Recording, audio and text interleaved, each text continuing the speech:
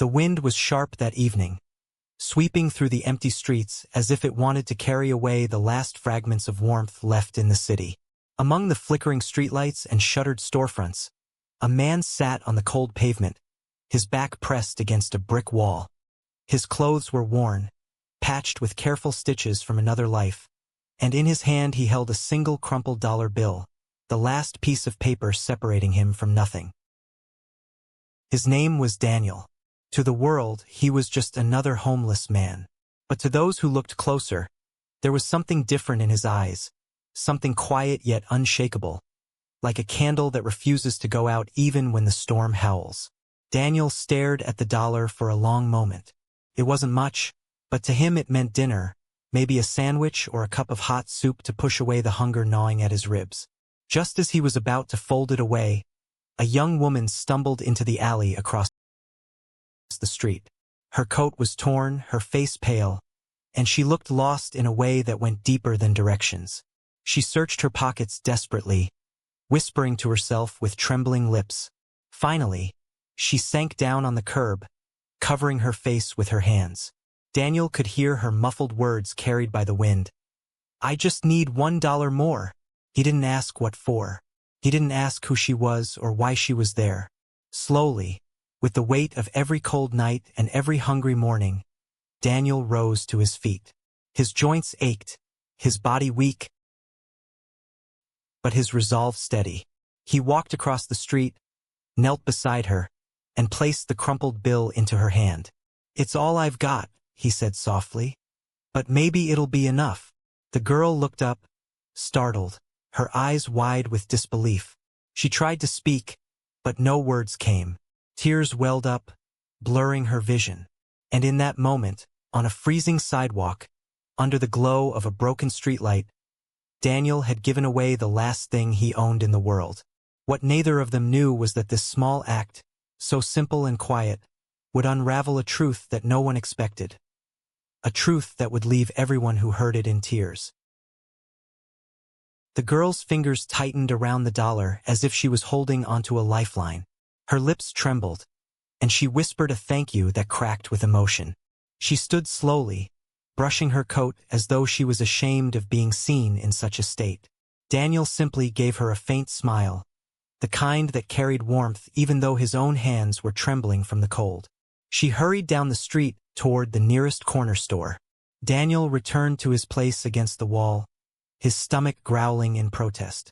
He pulled his thin coat tighter around his shoulders. It wasn't the first time he'd chosen kindness over survival, and in his heart he knew it wouldn't be the last.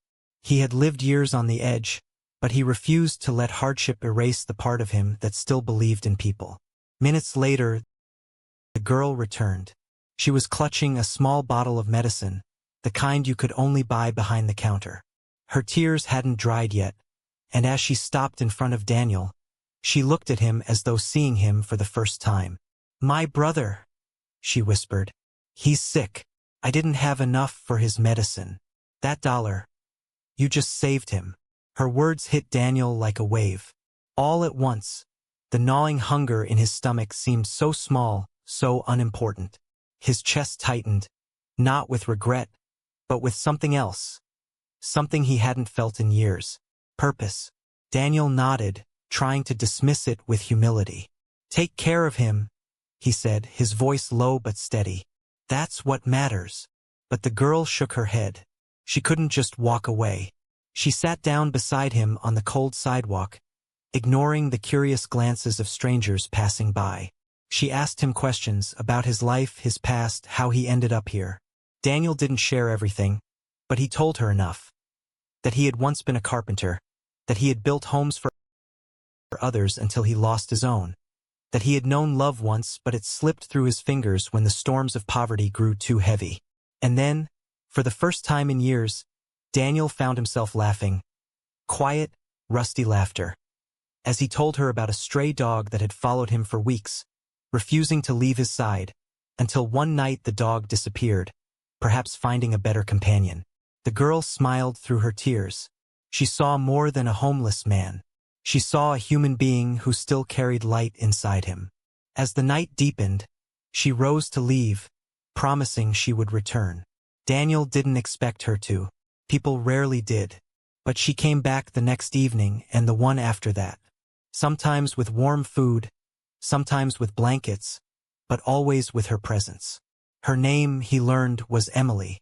And though Daniel didn't know it yet, Emily wasn't just an ordinary girl. She carried a truth about who she really was, a truth that would change everything he thought he knew about himself, about kindness, and about fate. The winter grew harsher with each passing day. Daniel's body was weary, but his spirit carried him forward. Emily had become his only constant, her visits a small light in the endless gray of his nights. She always came with something: soup, bread, a scarf. But what mattered most was the way she listened, the way she treated him as though his voice had weight, his life had meaning. One evening, the sky split open with heavy snow. The streets were nearly deserted when Daniel heard a desperate cry. It wasn't far, just around the corner. Without hesitation, he struggled to his feet and followed the sound. There, in the middle of the icy sidewalk, Emily was kneeling, clutching a boy in her arms. The boy's lips were pale, his breathing shallow, and Daniel realized at once this was her brother, the one he had unknowingly saved with his last dollar. "His fever's back," Emily gasped, panic rising in her voice. "I don't know what to do. He's not responding." Daniel dropped to his knees beside her. He felt the boy's forehead burning hot and saw the tremors in his frail body. The snow fell heavier, and no one else was around. They couldn't wait. Without thinking, Daniel scooped the boy into his arms, his muscles straining but his grip steady. "Hospital," he said firmly. "Now." Emily ran at his side, tears streaming down her cheeks, as Daniel carried the child through the storm. His legs ached, his breath tore from his lungs, but he pushed forward, every step a battle. He thought of the nights he had survived on nothing, the cold he had endured, the hunger he had conquered, and he poured all of that strength into this one act. By the time they reached the emergency doors, Daniel was trembling, his body on the brink of collapse. Nurses rushed forward, taking the boy from his arms. Emily clung to Daniel's sleeve, her eyes filled with both fear and gratitude. Hours passed in the sterile light of the waiting room. Daniel sat hunched over, his hands raw from the cold, when Emily finally returned. Her eyes were red, but there was a smile breaking through her tears. "You saved him," she whispered. Again. Then, with a deep breath, she spoke the truth she had been holding back all along. "My family were not poor. My father is a businessman, a very wealthy one. I never told you because I didn't want you to think that's why I came back. But tonight, when you carried my brother like he was your own, I realized you deserved to know. You gave away your last dollar without knowing who I was. You gave us more than money. You gave us hope." Daniel blinked, stunned, the weight of her words sinking in. He had thought himself invisible, discarded by the world. Yet here was this girl, daughter of a man whose name carried power, telling him that his kindness had rewritten their lives. Emily took his hands, her voice trembling. "My father will want to meet you. He needs to." For the first time in years, Daniel felt his heart racing. Not from fear, not from hunger, but from the possibility that maybe, just maybe, his life was about to change. The next morning, Daniel found himself walking into a world he had not stepped into for decades. A world of warm lights, polished floors, and the hum of quiet wealth. Emily led him into her family's home, where her father was waiting. At first glance, Mr. Whitmore looked every bit the powerful businessman. Sharp suit, commanding presence, eyes that measured everything. Daniel braced himself for dismissal, for judgment. But then Emily spoke, her voice steady, her words painting a picture of the night in the alley, of the last crumpled dollar, of the storm, of Daniel carrying her brother through the snow when even strangers had turned away. And something shifted in the room. Mr. Whitmore's stern gaze softened. He stepped closer, and for a long moment, he simply studied Daniel's face. "A man who has nothing," he said finally, "yet gives everything. That is a man this world desperately needs. He offered his hand. Not out of pity, not out of charity, but out of respect. From that day forward, Daniel's life changed.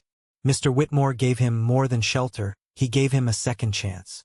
He offered Daniel work in his company, not in an office at first, but in the carpentry workshop